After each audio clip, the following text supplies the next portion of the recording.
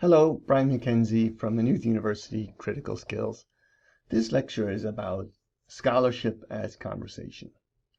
Scholarship as conversation is one of the frames from the Framework for Information Literacy for Higher Education. And to be honest, it's one of my favorite frames from the framework. And I like it because I think that if you understand scholarship as conversation, it helps you understand the process of scholarship or the nature of scholarship in a really important, profound way. And I think it also offers a really good way to think about your own contributions, your own work as junior scholars, as university students. So this lecture is intended to provide an overview, a sort of a big picture of the frame scholarship as conversation. And in terms of the outcome I'd like you to take away from this lecture, it would be a big picture understanding of the nature of scholarship. And that's why I think scholarship as conversation is a really powerful way of thinking about scholarship and the production of knowledge. So we'll talk about the frame and look at the text from the framework, and then we'll go through some examples of scholarship as conversation, and then we'll conclude with looking at a few concrete examples of entering scholarly conversation. We'll start, however, with a really good passage from Kenneth Berk, who's a literary theorist. His book, The Philosophy of Literary Form, has a great description of scholarship as conversation. And this, by the way, predates the framework for information literacy by several decades. So it just kind of, it shows that people have been thinking about scholarship as this type of conversation for a long time, and that'll be clear in some of the examples we look at as well. But let me read this passage from Berk.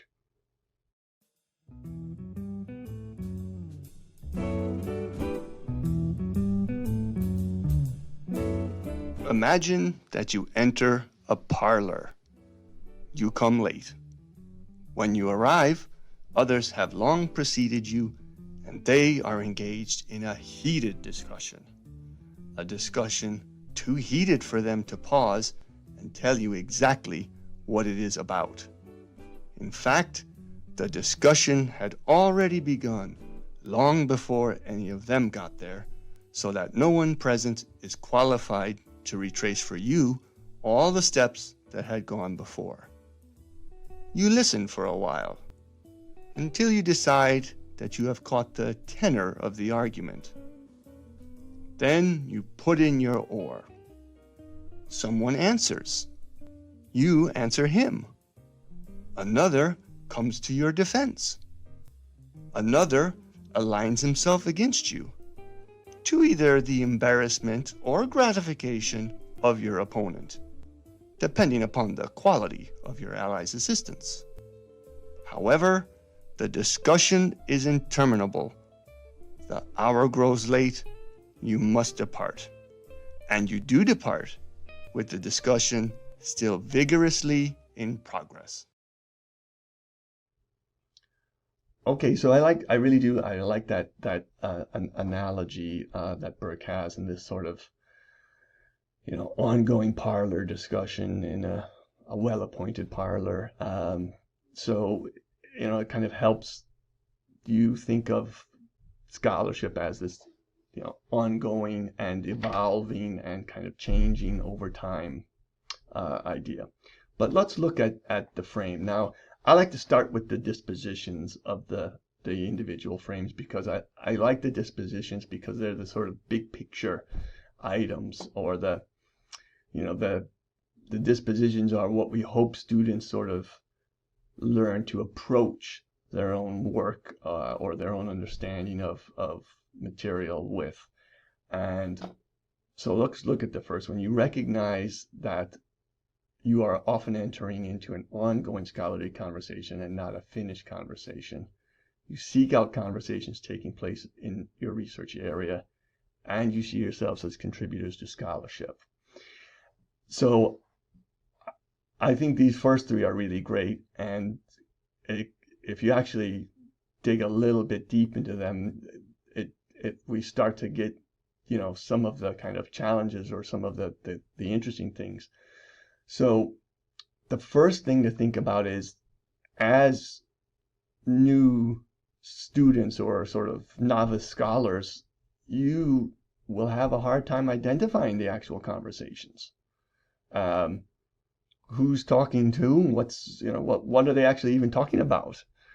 And so that's one of the sort of first challenges. And then the other thing that's important is that you see yourself as contributing to the scholarship rather than just consumers of it. And this goes for even a small 3-page essay to a 12-page essay or anything else like that, or even a presentation.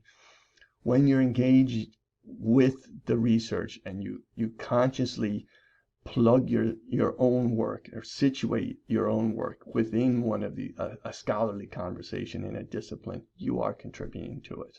And that's important and rewarding.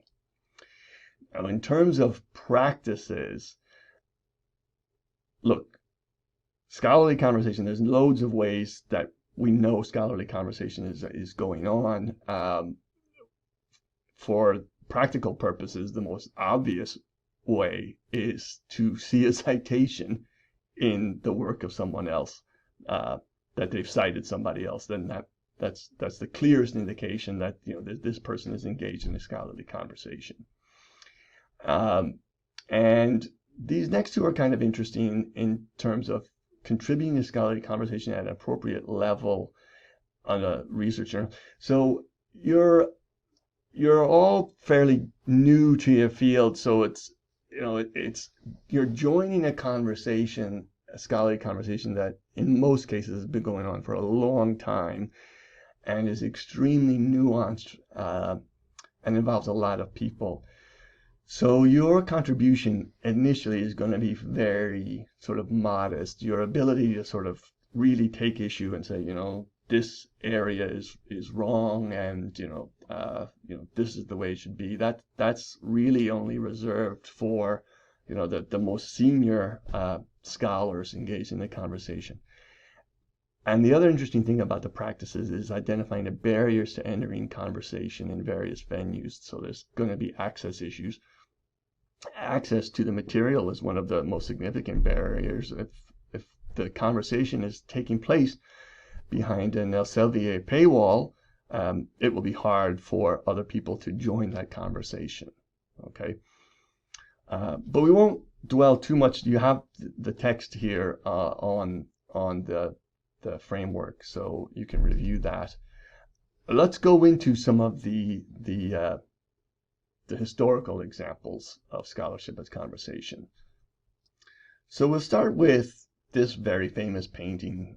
This is the School of Athens by Raphael, the Renaissance painter, and it's in the Vatican. And it shows all of the kind of most famous philosophers from ancient Greece, and Plato and Aristotle are front and center there.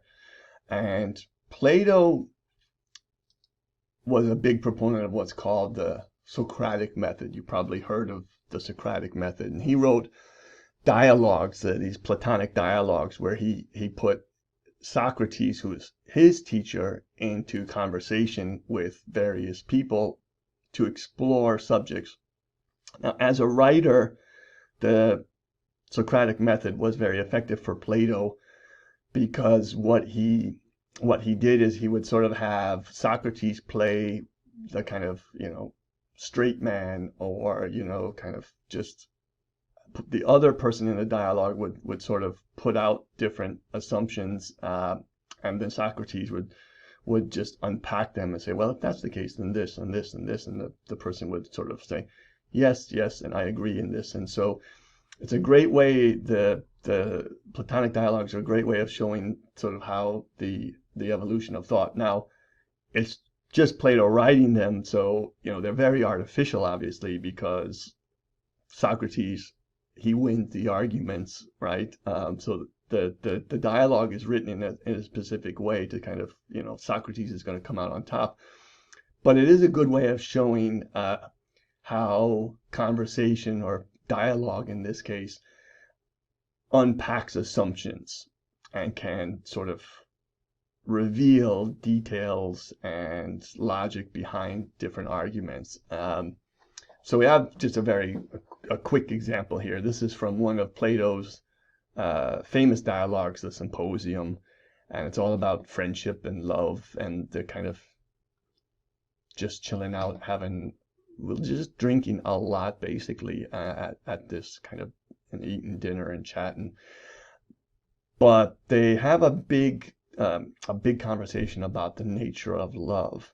And so I just pulled the page here so you can kind of see how the Socratic method shows this sort of conversation, or this dialogue. So, well, now, says Socrates, let us sum up our conclusions. Isn't love first of something, and secondly of something that he lacks? Yes. So this is the respondent. And then Socrates goes on this basis, then, please recall what you said in your speech, that love was love of. Yes, I did. And reasonably enough, Agathon, said Socrates. And if this is the case, then surely love is love of beauty and not of ugliness. Agathon agreed. And we have already agreed that what he loves is what he lacks and does not possess. Yes. Then the conclusion is that what love lacks and does not have is beauty. So what you could actually see here is, if you wanted to, you could actually construct logical syllogisms from the dialogues of Plato in a lot of cases.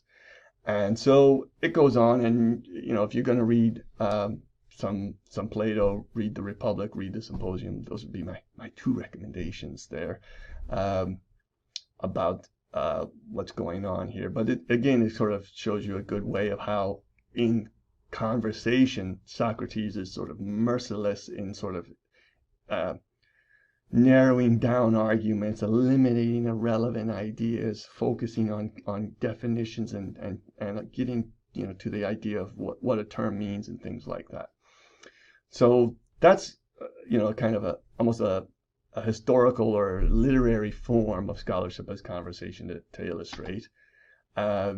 Jumping way ahead to the 1800s, we have a more sort of real-world example of scholarship as conversation. And this cartoon here shows two famous philosophers. The guy on the bottom is Hegel, and the guy on the top is Karl Marx. And Hegel was one of the most influential philosophers of the 19th century. So he was writing in the early 1800s about lots of different topics, but in particular history, law, rights, the state, government, ethics, all sorts of stuff. And in particular, Hegel came up with this idea of a dialectic and how history evolves, and it was very influential. Now, Marx, who you know as the father of communism, the technical name of his philosophy is dialectical materialism, right? And the dialect comes straight from Hegel. So Marx studied Hegel very, very carefully and very closely, and most of Marx's philosophy is based on this close reading, reaction to, study of Hegel. And so this is why we see this saying, standing on the shoulders of giants.